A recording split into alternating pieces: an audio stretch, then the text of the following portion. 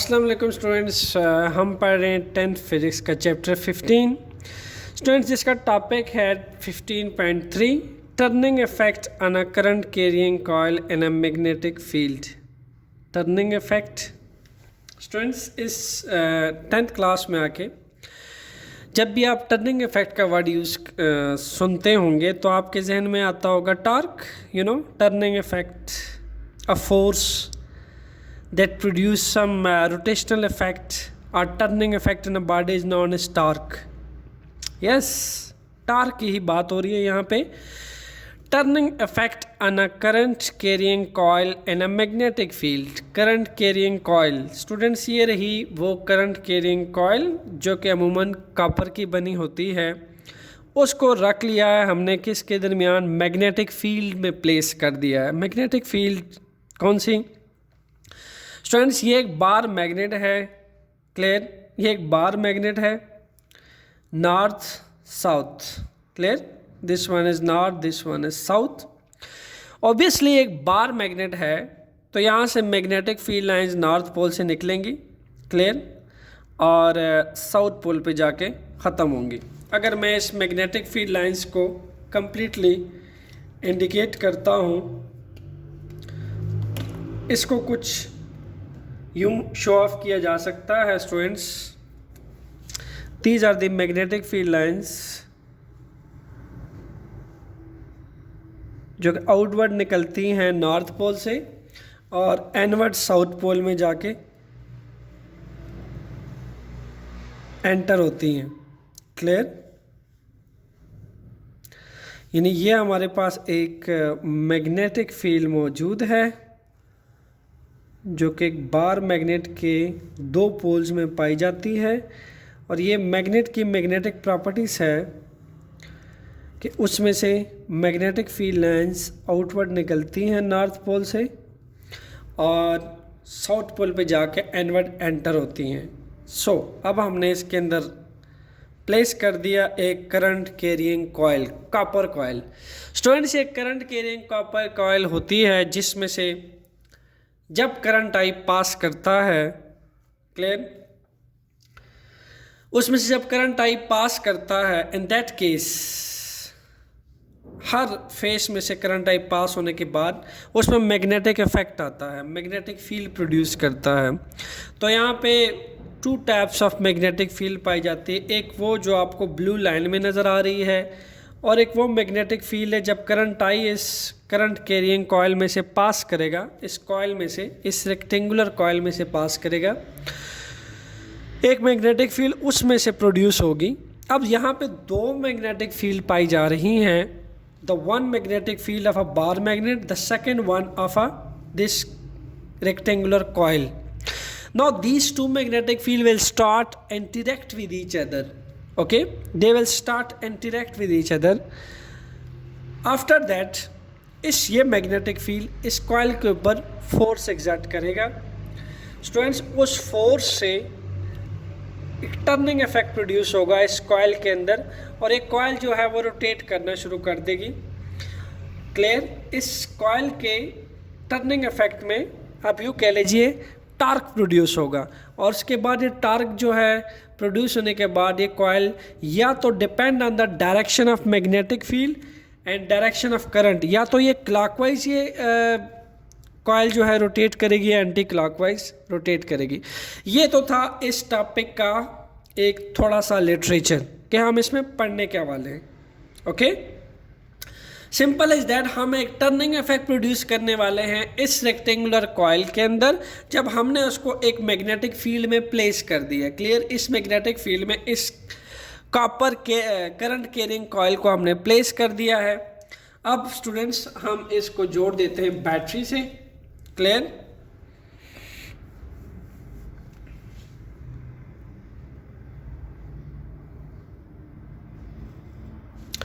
इसको स्टूडेंट्स हम कनेक्ट करते हैं एक बैटरी से, यहाँ पे एक स्विच लगा देते हैं।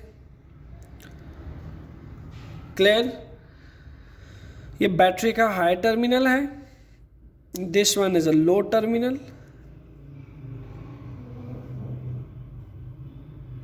सो स्टूडेंट्स, हमने इसको जोड़ दिया। इस कॉपर करंट कैरिंग कॉइल को हमने बैटरी से जोड़ दिया। Now when switch is closed, जब आप स्विच को क्लोज करोगे, व्हाट विल हैपन?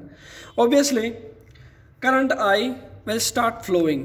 यहाँ से करंट आई जो है प्लस हाई टर्मिनल से लो टर्मिनल की तरफ मूव करेगा। Clear students? करंट की डायरेक्शन ऐसे होगी एंड यहाँ से करंट आई पास करता हुआ ऐसे आएगा। रेड से मैं इंडिकेट कर दूं, ये जितनी रेड लाइंस है आपके पास, ये करंट आई की डायरेक्शन है। क्लियर? ये करंट आई ऐसे आएगा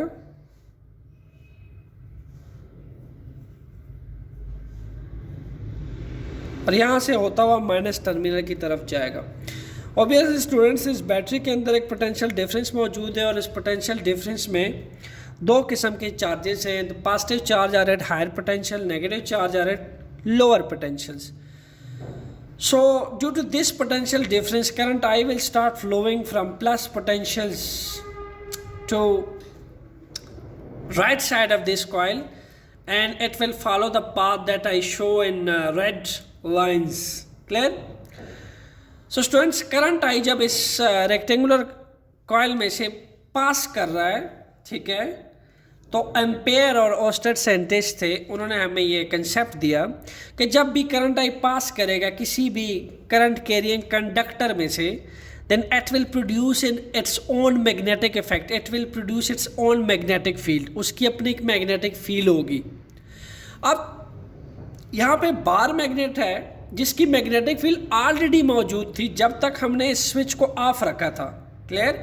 स्विच जब ऑफ होता है और इस करंट कैरिंग कॉइल में से करंट पास नहीं करता, फिर भी इस मैग्नेट की मैग्नेटिक फील्ड मौजूद है। लेकिन जब हमने प्लेस किया और स्विच क्लोज किया और करंट आई पास करना शुरू हुआ, तो मैग्नेटिक इफेक्ट आया इस कैरिंग कॉइल में, कॉपर कॉइल के अंदर। मैग्नेटिक इफेक्ट से मैग्नेटिक फील्ड प्रोड्यूस हुई। तो यहाँ स्टूडेंट्स टू मैग्नेटिक फील्ड्स है। कितनी? Two magnetic fields. अब ये टू मैग्नेटिक फील्ड्स इंटरेक्ट कर रही हैं, जिसके बाद ये मैग्नेटिक फील्ड इस कॉइल के अंदर, इस कॉपर कॉइल के ऊपर फोर्स एक्सर्ट करने वाली है और इस फोर्स से इस कॉपर कॉइल रोटेट करने वाला है क्लॉकवाइज और एंटी क्लॉकवाइज, यानी इस कॉइल में टर्निंग इफेक्ट आने वाला है। इस टर्निंग इफेक्ट को कहते हैं फिजिक्स में टॉर्क। ठीक है, this is known as torque. Students, हमारे पास स्टूडेंट्स इस कॉइल के कुछ फेस हैं, उसको हम अपने आसानी के लिए नाम दे देते हैं। First phase, second, third, fourth. So हम इसको कह देते हैं P Q, P Q. Clear? इस एंड को मैंने कह दिया पी, इस एंड को मैंने कह दिया क्यू, और इसके साथ साथ इसको हम कह देते हैं आर, इस एंड को हम आर कह देते हैं और इस एंड को हम कह देते हैं S. Clear? Students, clear cut देखा जा सकता है कि हमारे पास दो ऐसे फेस हैं कि जो इस मैग्नेटिक फील्ड के परपेंडिकुलर हैं। क्लियर? कौन कौन सा फेस है? अगर आप गौर करें पी क्यू पे, पी क्यू और R S, P Q R S, दोनों पे अगर आप गौर करें, these both faces are perpendicular to the magnetic field. किसके परपेंडिकुलर है? मैग्नेटिक फील्ड के। M for magnetic, F for field, और परपेंडिकुलर का सिंबल ये होता है, this symbol stand for perpendicular. Clear?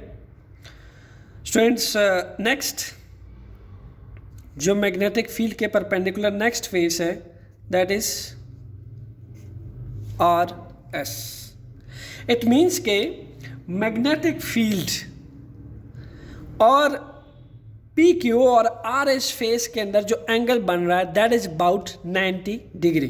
जब भी हम वर्ड परपेंडिकुलर यूज़ करते हैं इसका मतलब ये है कि हमारे उस फेस का एंगल, ठीक है, वो 90 डिग्री बन रहा है। आप देखिए आपके मैग्नेटिक फील्ड लाइंस की डायरेक्शन ऐसे को जा रही है, क्लियर, और इस फेस की डायरेक्शन ऐसे है।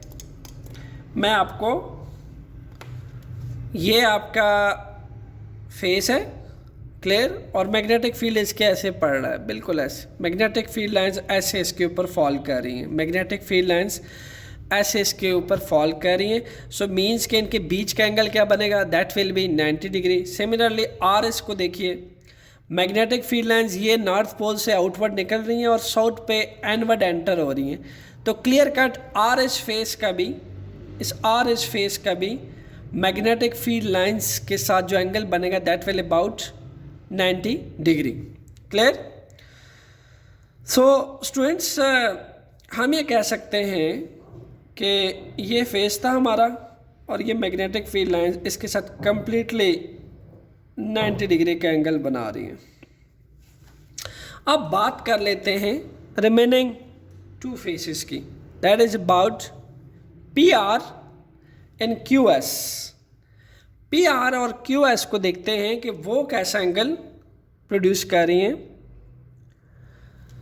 आपके मैग्नेटिक फील्ड लाइंस के साथ। स्टूडेंट्स, यहाँ पे देखा जा सकता है कि पी आर बिल्कुल एग्जैक्टली पैरेलल है, जो किस चीज़ की डायरेक्शन है, मैग्नेटिक फील्ड की डायरेक्शन है, parallel. These two lines are stand for parallel because इन दो लाइनों के बीच का एंगल होता है 0 डिग्री। क्या होता है? 0 degree. So magnetic field in that case will be parallel to P R. देखिए ज़रा फील कीजिए, आपके मैग्नेटिक फील्ड लाइंस की डायरेक्शन ये है, बिल्कुल ऐसे पैरेलल है, और ये कॉइल उसके बिल्कुल पैरेलल है, ठीक है। कॉइल की डायरेक्शन भी ऐसी ही है, इस फेस की, इस क्यू एस फेस की डायरेक्शन भी ऐसी है, और मैग्नेटिक फील्ड लाइन ऐसे पास कर रही है, उसके बिल्कुल पैरेलल पास कर रही हैं। So magnetic field will be parallel to P R face.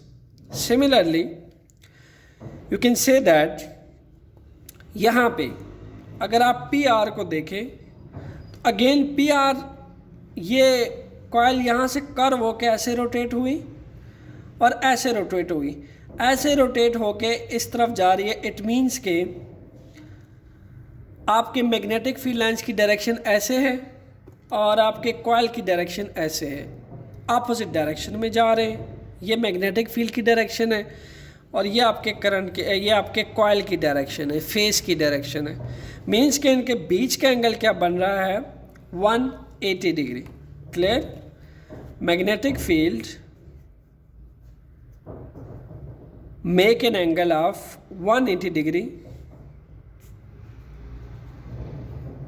किस फेस के साथ, पी आर। आपके स्टूडेंट्स, ये मैंने गलती से पी आर लिख दिया, that is Q S, sorry, Q S, that will be Q S. P R face के साथ जो है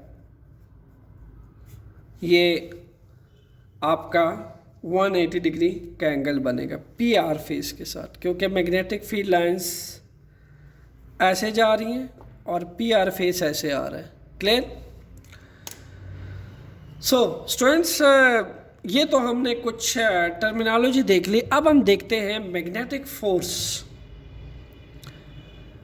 जो टर्निंग इफेक्ट प्रोड्यूस करेगी इस रेक्टेंगुलर कॉइल के अंदर, वो कब मैक्सिमम होगी और कब मिनिमम होगी। आइए कुछ मैथमेटिकल कैलकुलेशन से फाइंड आउट करने की कोशिश करते हैं। स्टूडेंट्स, अगर हम पी क्यू और आर एस के लिए, पी क्यू और आर एस फेस के लिए जो इस मैग्नेटिक फील्ड के परपेंडिकुलर बन रहे हैं, उसके लिए अगर इस मैग्नेटिक फोर्स को कैलकुलेट करें तो हमारे पास क्या रिलेशन बनेगा, look at that, it P Q.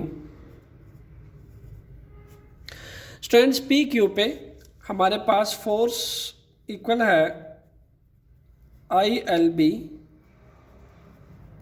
Magnetic force equal होती है sine theta.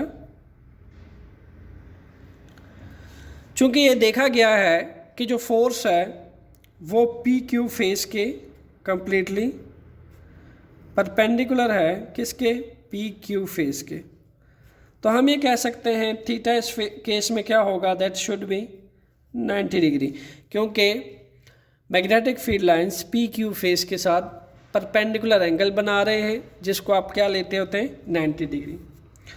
Students, put 90 in place of theta, you will get ILB sin 90 degree. So sin 90 degree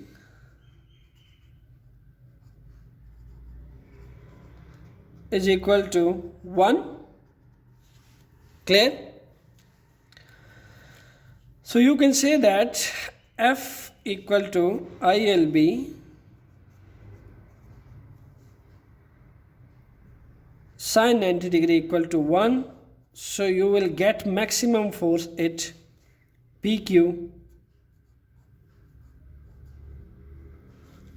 पे मैक्सिमम फोर्स एक्ट करेगी, because यहाँ पे theta जो है वो perpendicular है। क्लियर? यानी पी मैग्नेटिक फील्ड लाइन ऐसे जा रही है और पी क्यू फेस ऐसे है, तो दोनों के बीच के एंगल 90 है। यहाँ पे मैक्सिमम टर्निंग इफेक्ट प्रोड्यूस होगा, कहाँ पे, पी क्यू फेस के ऊपर। नेक्स्ट स्टूडेंट्स, नेक्स्ट अगर हम इसको देखें आर एस पे, एट आर एस पे देखा जा सकता है ये कॉइल आर एस के भी, R S magnetic field line ऐसे आ रही है, नॉर्थ पोल से आउटवर्ड बाहर निकल रही है और आर एस के साथ 90 डिग्री का एंगल बना रही है। ये देखिए, अगर मैं यहाँ पे भी शो करना चाहूँ इस कॉइल के साथ, ये देखिए कौन सा एंगल बन रहा है, ये 90 डिग्री का एंगल बन रहा है। क्लियर? ये 90 डिग्री का एंगल बन रहा है, तो हम ये कह सकते हैं R S is also perpendicular to magnetic force. Okay, so R S अगर परपेंडिकुलर है एफ के, तो हम यहाँ पे अगेन पुटअप कर सकते हैं आर एस के लिए सेम केस को, F is equal to ILB sin theta, theta again 90 degree because RS phase make an angle of 90 degree with magnetic field lines. यहाँ भी 90 डिग्री का एंगल बन रहा था। क्लियर? और यहाँ भी 90 डिग्री का एंगल बन रहा है। So you can say that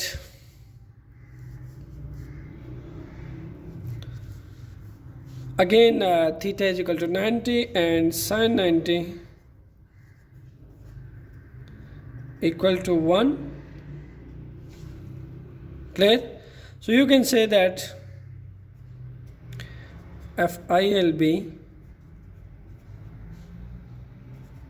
sin 90 equal to 1, then you will again get a maximum magnetic force ILB. आपने देखा कि पी क्यू पे मैक्सिमम टर्निंग इफेक्ट प्रोड्यूस होगा, आर एस फेस पे मैक्सिमम टर्निंग इफेक्ट प्रोड्यूस होगा। इन दोनों values को put करके हमें ये पता चला। Students, what about these two face of the coil QS PR? चूंकि QS अगर इस रेक्टेंगुलर कॉइल की ये वाली साइड देखी जाए, ठीक है, QS साइड देखी जाए, तो मैग्नेटिक फील्ड लाइंस के साथ पैरेलल मूव कर रही है, पैरेलल है, ठीक है, बिल्कुल पैरेलल है, तो 0 डिग्री बनेगा। तो QS के लिए अगर मैं इसको सॉल्व करूं for QS, you will note that FILB sin 0 degree 0 degree मैंने क्यों पुट किया? Because magnetic force, magnetic field lines, not force, magnetic field lines are parallel to the QS, that's why. Clear? So the angle will that case 0 degree. Sin 0 degree students equal to 0. You can put ILB 0. The whole term will become 0 because 0. So इसका मतलब ये है कि जो QS face है students, इस पे किसी किस्म की मैग्नेटिक फोर्स एक्ट नहीं करेगी। क्लियर? किसी किस्म की मैग्नेटिक फोर्स एक्ट नहीं करने वाली, बिकॉज हमने देखा कि मैग्नेटिक फील्ड लाइंस के साथ जो QS साइड है इस रेक्टेंगुलर कॉइल की, वो 0 डिग्री का एंगल बना रही है। सो मैग्नेटिक फोर्स तो स्टूडेंट्स यहाँ पे बिल्कुल ज़ीरो होने वाली है। Clear? Again the bottom side PR। अब PR साइड जो है स्टूडेंट्स, ये क्या कर रही है, ये आपके मैग्नेटिक फील्ड लाइंस के साथ 180 डिग्री का एंगल बना रही है, क्योंकि मैग्नेटिक फील्ड लाइन ऐसे पास कर रही है, ऐसे, और एक कॉइल ऐसे बैंड होके ऐसे आई है, इसकी डायरेक्शन ऐसे है। ठीक है? ऐसे जब अपोजिट होते हैं एक दूसरे के, मैग्नेटिक फील्ड लाइंस ये जा रही है, ये फेस ये जा रहा है, इन दैट केस जो एंगल बनता है that is 180 degree. Clear? 180 degree. So आप देख सकते हो, हम अगेन आपके PR साइड के लिए ये वैल्यू पुट करते हैं। PR, for PR you can write FILB sin 180 degree. Students, in trigonometry sin 180 degree is equal to 0. Clear? So you can write FILB 0 in place of sin 180, the whole term will become 0. Students, इन चारों faces की magnetic force की value calculate करने का मकसद ये था। ठीक है? ये PR के लिए है, magnetic force at PR, and this magnetic force at RS। ये जो मैग्नेटिक फोर्स है ये RS के लिए है। इससे ऊपर जो आपने मैग्नेटिक फोर्स फाइंड की वो आपके PQ के लिए थी, FPQ। ठीक है? और यहाँ पे जो आपने फाइंड किया दैट इज FQS। सो आपने चारों, चूंकि ये एक रेक्टेंगुलर कॉइल है और कॉपर करंट कैरिंग कॉइल है, हमने सबसे पहले तो ये फाइंड आउट किया कि आपके किस फेस पे फोर्स एक्ट करेगी स्टूडेंट्स, जिससे हमने कंक्लूड ये कर लिया कि मैग्नेटिक फोर्स सिर्फ और सिर्फ PQ RS फेस पे एक्ट करने वाली है। बाकी तमाम फेसेस के फोर्स का मैग्नीट्यूड 0 है। इट मीन्स कि यहाँ कोई फोर्स एक्ट नहीं होगी।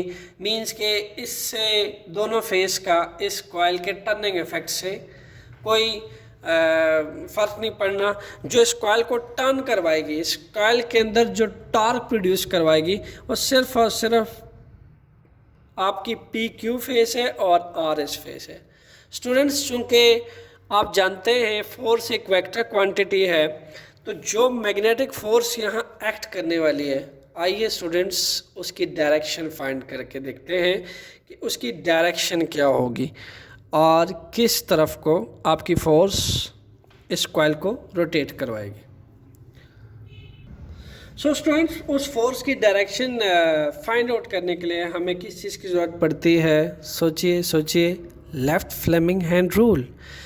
आपने इसी मकसद के लिए तो फोर्स की डायरेक्शंस के लिए तो लेफ़्ट फ्लेमिंग हैंड रूल पढ़ा है कि जब आप इस तरह की कॉइल या इस तरह की करंट कैरिंग वायर एक मैग्नेटिक फील्ड में रख देते हैं और उसमें टू मैग्नेटिक फील्ड की इंटरेक्शन से जब उस पर मैग्नेटिक फोर्स एग्जर्ट होती है, इन दैट केस उस फोर्स की डायरेक्शन क्या होती है। सो आइए स्टूडेंट्स अप्लाई करते हैं। मैं स्टूडेंट्स यहाँ से करंट आई फ्लो होना शुरू हुआ, ठीक है। केस को देखिए, करंट आई फ्लो होना शुरू हुआ और आर एस में एंटर हुआ, आर एस से फिर आपके क्यू एस में एंटर हुआ, क्यू एस से पी क्यू में एंटर हुआ एंड देन वहाँ से होता हुआ बैटरी में के माइनस टर्मिनल में एंड हुआ।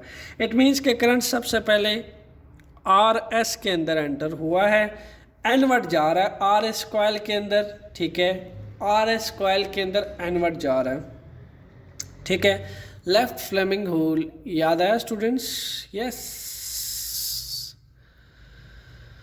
Thumb, four finger, middle finger, ये तीनों की तीनों आपस में कैसा एंगल बनाते हैं? 90 degree. This should be mutually perpendicular to each other. Magnetic field father, mother, child, force, magnetic field, current, clear? F for father, so magnetic field, M for mother, C for child, C for current. so आइए apply करके देखते हैं। so students clear cut देखा जा सकता है कि इस केस के अंदर अगर मैं आर एस पे अप्लाई करूं, आर एस पे फर्स्ट ऑफ ऑल स्ट्रेच कीजिए अपने थंब को, ये जा रहा है करंट, क्लियर। और ये है मैग्नेटिक फील्ड नॉर्थ से साउथ, ये जा रहा है करंट। खोल लीजिए अपने थंब को परपेंडिकुलर यू करके, लुक एट दैट। ये मैंने फुल इस पे अप्लाई किया है, ठीक है। ये देखिए आपकी जो मैग्नेटिक फील्ड है वो बिल्कुल मैग्नेटिक फोर्स जो है वो कॉइल को एनवर्ड की तरफ खींच रही है, मैग्नेटिक फोर्स डाउनवर्ड को लग रही है, बिकॉज ये रही आपकी मैग्नेटिक फील्ड नॉर्थ से साउथ, ये देखिए। और ये बिल्कुल परपेंडिकुलर एंगल बनाया है मैंने इसके साथ, ये देखिए ये परपेंडिकुलर एंगल बनाता है कि ये आर एस में से जो करंट है वो ऊपर को जा रहा है, यानी एनवर्ड जा रहा है, कॉइल के अंदर जा रहा है, ठीक है। ये एनवर्ड, ये अपवर्ड जा रहा है। और जो आपकी थंब है स्टूडेंट्स, ये मैं थोड़ा सा शो ऑफ करूँ, ये बता रही है कि करंट मैग्नेटिक फोर्स जो है वो इस कॉइल को नीचे को खींचेगी, ठीक है। इस पर डाउनवर्ड फोर्स लगाएगी, लुक एट दैट। तो जब इस पर डाउनवर्ड फोर्स लगाएगी तो हम यहाँ इंडिकेट कर लेते हैं, मीन्स के इस पर डाउनवर्ड फोर्स लगने वाली है स्टूडेंट्स, इस डायरेक्शन में एफ लगने वाला है। आइए अब लेफ्ट फ्लेमिंग हैंड रूल लगाते हैं इसके पी क्यू फेस पे। पी क्यू फेस पे ये रहा मेरा लेफ्ट हैंड। अब देखिए स्टूडेंट्स, नॉर्थ से साउथ है मैग्नेटिक फील्ड, ये रहा। करंट कैसे आ रहा है? आर एस में अपवर्ड जा रहा था, यानी उसके अंदर जा रहा था, और पी क्यू जो है उसमें बाहर आ रहा है करंट, क्लियर। ये बाहर ले आया करंट, क्लियर। अब थंब को देखिए, बिल्कुल परपेंडिकुलरली इसको खोल लीजिए, look at that. Students current की डायरेक्शन ये है मेरी, ठीक है। करंट ये आ रहा है, ठीक है। ये पी क्यू में ये आ रहा है करंट आपके पास। थोड़ा सा मैं आपके सामने इसको क्लियर, ये देखिए पी क्यू में करंट ये एनवर्ड आ रहा है। सो ये रहा करंट, दिस वन। नॉर्थ से साउथ मैग्नेटिक फील्ड की डायरेक्शन है, so M for mother, magnetic field. So F force upward. यहाँ मुझे फ्लेमिंग बताता है कि यहाँ पे जो कॉइल के ऊपर पी क्यू पे फोर्स लगने वाली है, दैट इज अपवर्ड, क्लियर। यहाँ से डाउनवर्ड और यहाँ से अपवर्ड, यानी यहाँ पे क्लियर कट जो कॉइल है वो अपवर्ड की तरफ खींची जाने वाली है, ऐसे। क्या ख्याल है स्टूडेंट्स? अगर इस कॉइल के ऊपर ये अपवर्ड लग रहा है, ठीक है, ये अपवर्ड लग रहा है, गेन देखिए। और इसी तरीके से अगर आर एस पे जो हमने इंडिकेट किया, ये आपका डाउनवर्ड लग रहा है, अगर लेट्स सपोज ये, ठीक है, ये डाउनवर्ड लग रहा है, ये मैग्नेटिक फील्ड है, ये करंट जा रहा है, ऊपर की तरफ और ये आपका डाउनवर्ड है। तो क्या ख्याल है स्टूडेंट्स, ये कॉइल ऐसे अपवर्ड जब इस पे फोर्स लगा तो ऐसे आई यूं, और यहाँ तक जब पहुंची, ठीक है, तो फिर आर इस पे डाउनवर्ड लगा और पी क्यू पे फिर अपवर्ड लगा, तो ये फिर टर्निंग इफेक्ट आ गया। स्टूडेंट्स ऐसे कंटिन्यूसली जो आपको ये रेक्टेंगुलर कॉइल है ये ऐसे रोटेट, टर्निंग इफेक्ट की वजह से ऐसे रोटेट करेगी और उसमें कंटिन्यूसली ऐसे टॉर्क प्रोड्यूस होगा, ठीक है। यस, आपके कुछ ऐसे एप्लीकेशंस हैं, कुछ ऐसे डिवाइसेस हैं जो इस प्रिंसिपल पे काम करती हैं, like first of all a DC motor, जो आपका नेक्स्ट टॉपिक भी है students. DC motor is the main principle of this topic, DC motor. Clear students, आपके बुक का जो ये फिगर 15.8 है वो एग्जैक्टली इसी प्रिंसिपल पे अप्लाई होता है जो मैंने आपसे शेयर किया है। ये कॉइल है, ये रेक्टेंगुलर कॉइल है, ठीक है, और ये आपका नॉर्थ पोल है, ये आपका साउथ पोल है। नॉर्थ पोल से मैग्नेटिक फील्ड लाइंस आउटवर्ड जा रही हैं, साउथ पोल के अंदर एंटर हो रही हैं, ठीक है।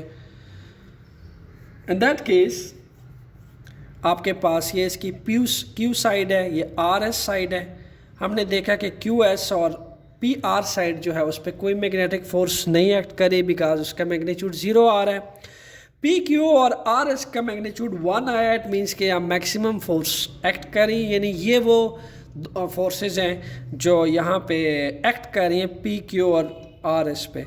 स्टूडेंट्स, अगर यहाँ पे आपको फिजिक्स का एक और फिनोमेना याद आ जाए जिसको कहते हैं कपल।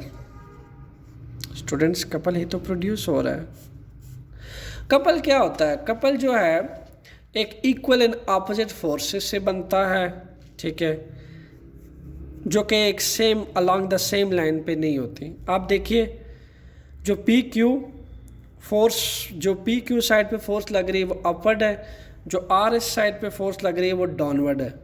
इट मीन्स कि ये दोनों forces not along the same line है और उनके दरमियान जो बन रहा है that is couple because they are not along the same line and these both are equal in magnitude but opposite in direction and also not along the same line, so they will produce couple. Clear? so इसी तरीके से आपके इस figure पे अगर मैं Fleming left hand rule apply करता हूँ तो स्टूडेंट्स बहुत इजी है, आप खुद से भी इस पे फ्लेमिंग लेफ्ट हैंड रूल लगा सकते हैं। आप ये देखिए नॉर्थ से साउथ जा रहा है, एग्जैक्टली ये चीज़ बन रही है आपकी इस फिगर की। यहाँ पे आप देख सकते हैं कि आपके मैग्नेटिक फील्ड की जो डायरेक्शन है ये नॉर्थ से साउथ जा रही है। करंट आपका ऐसे आ रहा है, ठीक है, बाहर आ रहा है करंट। क्लियर?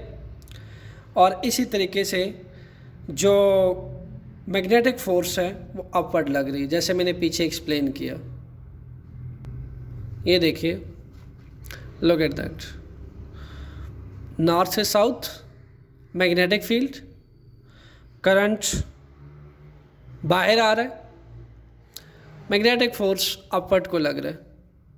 ओके, नॉर्थ से साउथ आपकी मैग्नेटिक फील्ड आ गई, पी क्यू में करंट ये डाउनवर्ड आ रहा है, ये देखिए, और थंब क्या इंडिकेट कर रहा है? मैग्नेटिक फोर्स जो अपवर्ड पे लग रही है। और इसी फ्लेमिंग लेफ्ट हैंड रूल को अगर लगाया जाए इसके इस फेस पे तो ये देखिए, ये आपकी मैग्नेटिक फील्ड है नॉर्थ से साउथ, ये बिल्कुल इसके परपेंडिकुलर करंट पास कर रहा है जो ऊपर की तरफ जा रहा है आर एस में, ठीक है। ये देखिए आर एस में जो थंब है वो आपकी मैग्नेटिक फोर्स को बता रही है, वो बता रही है कि आर एस पे डाउनवर्ड फोर्स लग रही है। क्लियर? कौन सी फोर्स लग रही है? डाउनवर्ड। लुक एट दैट, ये this one is your magnetic field from north to south, this one is your direction of current, and this one is this thumb will indicate the direction of force.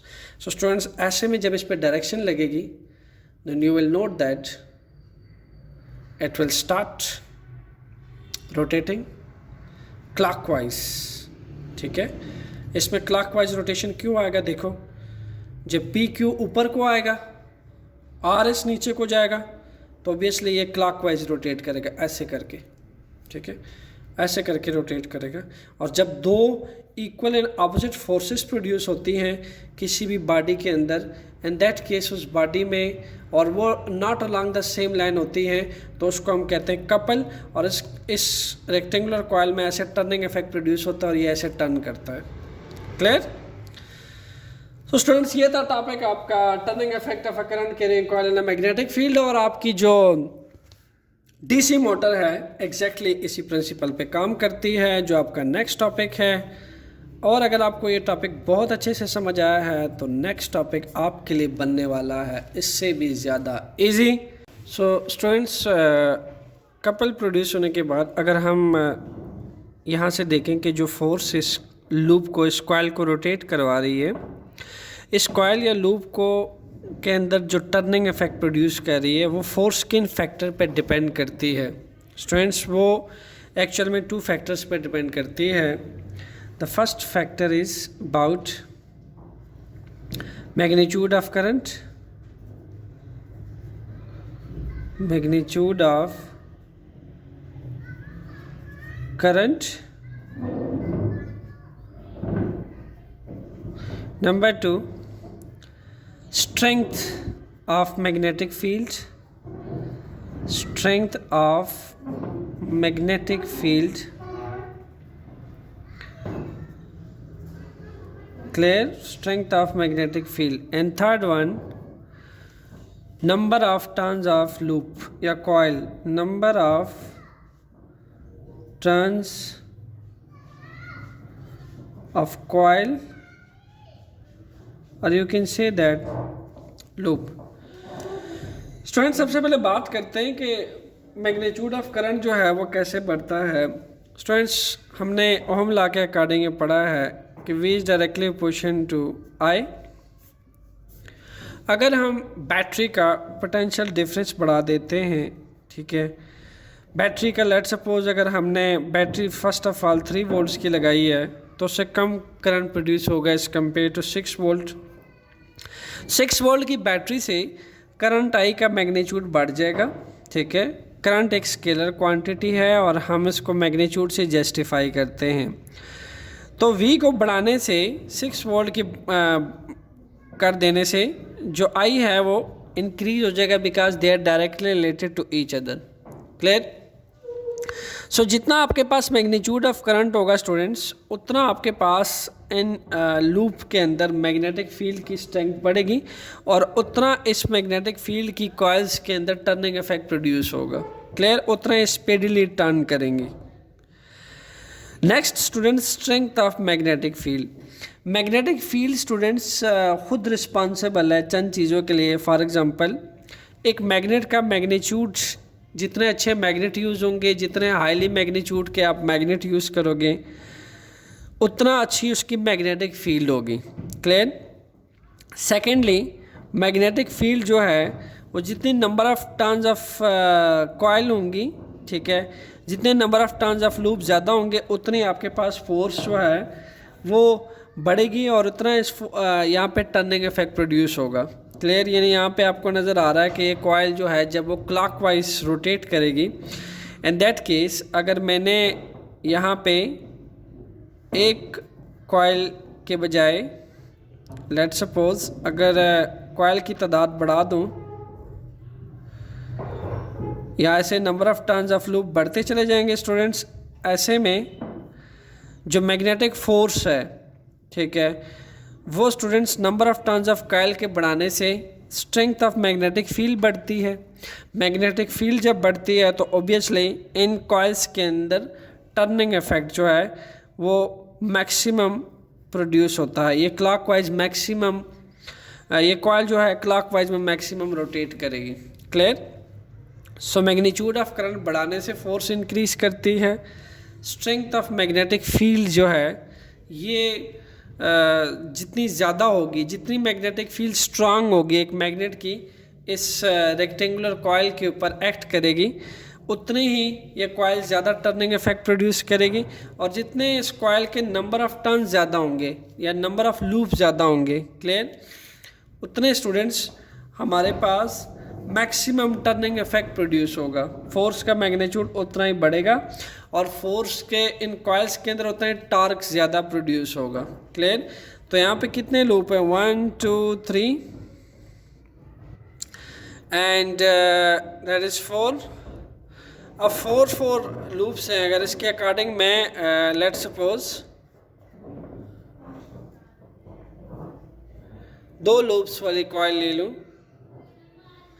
तो students जो B loop वाली coil है इसके अंदर ज़्यादा turning effect produce होगा और इसके अंदर ज़्यादा मैग्नेटिक फील्ड प्रोड्यूस होगी। और जब ज़्यादा मैग्नेटिक फील्ड आएगी तो इसको ज़्यादा टर्निंग इफेक्ट देगी।